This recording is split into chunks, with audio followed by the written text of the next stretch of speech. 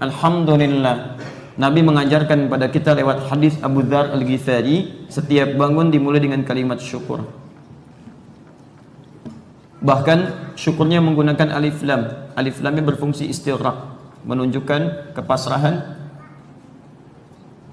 dan kedalaman. Luas, dalam.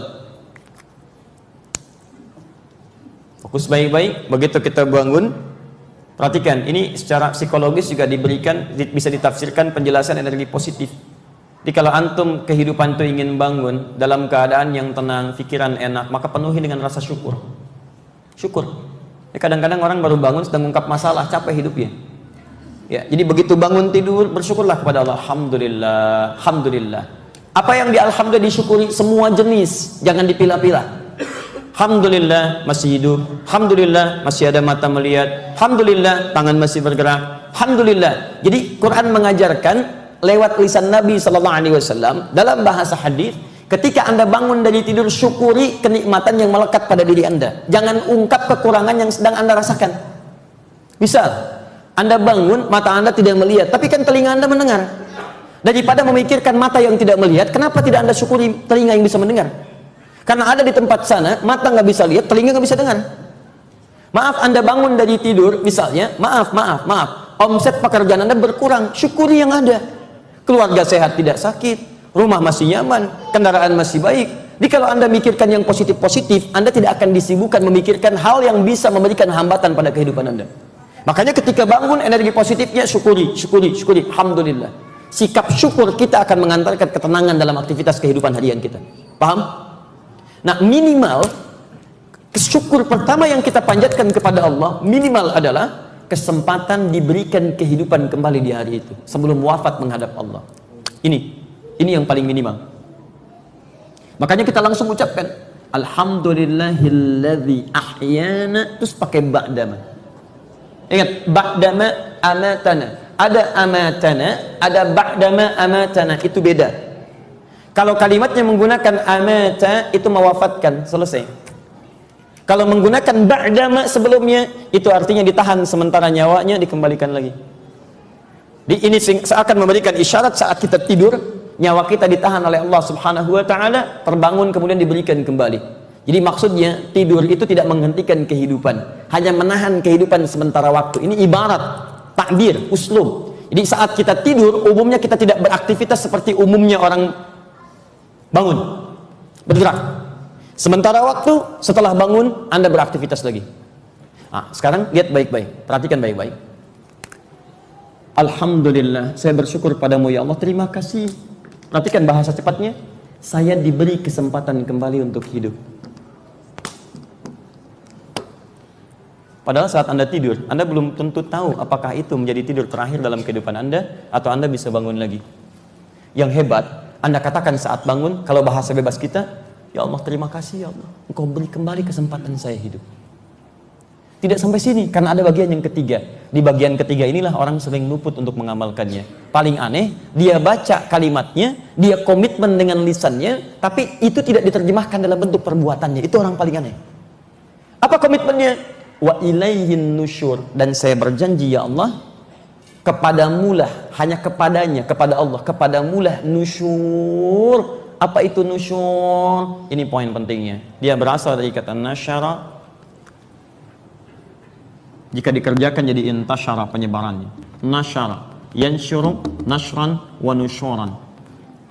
Nasyara itu artinya tersebar untuk kembali membawa bekal. Saya ulang, tersebar untuk kembali membawa bekal. Sifatnya disebut dengan nusyur. Dia Anda katakan, ya Allah, saya berjanji hari ini saya akan menyebar, beraktivitas untuk mencari bekal. Mencari bekal kemana? Ilaih, untuk pulang satu saat kepadamu. Di setiap Anda bangun, Anda sudah berjanji kepada Allah, hari ini saya akan cari bekal lebih baik daripada sebelumnya. Sehingga kalaupun kau wafatkan saya sekarang ya Allah, saya sudah lebih siap bandingkan dengan hari-hari sebelumnya. Makanya kalau ini, teman-teman, doa ini disambungkan dengan doa sebelum tidur dari Nabi. Ya. Nabi itu kan sebelum tidur mengevaluasi dulu yang kemarin. Dikerjakan apa hari ini? Bahkan sampai istighfar 70-100 kali. Sekarang ini kerjakan ini. Bahkan dialog dengan istrinya. Apa kekurangan saya pada hari ini? Sempurnakan. Kemudian istighfar, astagfirullah, astagfirullah, astagfirullah. 70 kali Nabi masih istighfar. Orangnya maksum, dijaga dari salah, masih istighfar. Kita bukan Nabi, bukan maksum. Masya Allah. Tidur istighfar lupa. Kan? Mimpi juga tidak menenangkan kepada pasangan dan sebagainya. Kembali ke sini. Jadi begitu antum merasa, misal caranya begini. Ya, saya agak percepat lompat kepada materi jauh. Lihat baik-baik. Sebelum tidur evaluasi. Saya hari ini sholatnya cuma yang fardu saja 5 waktu. Itu pun maaf, 3 yang ke masjid, 1 tidak, 2 tidak. Sunnah belum dikerjakan. Hari ini belum sempat baca Al-Quran. Misal, infak belum sempat diberikan. Maka hasil evaluasi malamnya Anda tuliskan menjadi menu aktivitas Anda untuk esok harinya. Itu manhajnya. Jadi kalau saya sekarang ke masjid cuma 3 kali, maka besok saya harus 5 kali saya ke masjid. Kalau kemarin saya nggak sempat baca Al-Quran, saya pasang target, besok saya baca 30 ayat. Bagi setiap waktu sholat. Waktu sholat 5, 30 bagi 5, ada 6. 6 dibagi 2, 3. 3 ayat sebelum sholat, 3 ayat setelah sholat. Apa antum nggak punya waktu baca 3 ayat? 3 ayat tuh nggak nyampe 5 menit, teman-teman. Antum asar, 3.15. Baca Quran, dari 3.10 sampai 3.15. 3 ayat, lebih antum. Alif Lam Mim, dzalikal kitabu la raiba fi hudan lil muttaqin alladzina yu'minuna bil ghaibi wa yuqimunas salata wa mimma razaqnahum yunfiqun. Semenit aja belum? Apa antum nggak punya waktu 1 menit untuk 3 ayat? Cuma sehari 30 ayat bagi setiap waktu sholat, lebih ringan. Sebelum subuh baca 3 ayat, setelah subuh 3 ayat. Sebelum zuhur 3 ayat, setelah zuhur 3 ayat. Selesai sampai isya 30 ayat antum. 1 bulan 900 ayat antum sudah bacakan. Apalagi kalau antum bagi misalnya 2 menit Qurannya, 3 menit terjemahannya. 1 bulan antum hafal, antum baca, dan antum paham 900 ayat Al-Quran. Itu bisa kita buat. Makanya ketika antum bangun pagi harinya, dibangunkan lagi, diberi kehidupan, antum katakan, Alhamdulillah ya Allah, terima kasih, saya dikasih kembali kesempatan hidup. Saya janji hari ini akan cari bekal lebih baik dibandingkan hari kemarin. Bagaimana cara cari bekalnya? Nih, sudah ada catatan yang sebelumnya. Berangkat kerja saya jadi ibadah.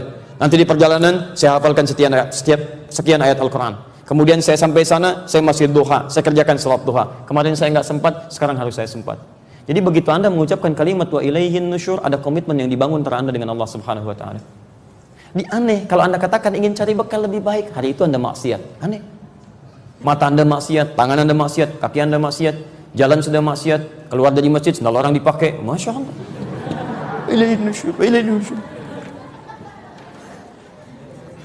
Luar biasa. Paham ya?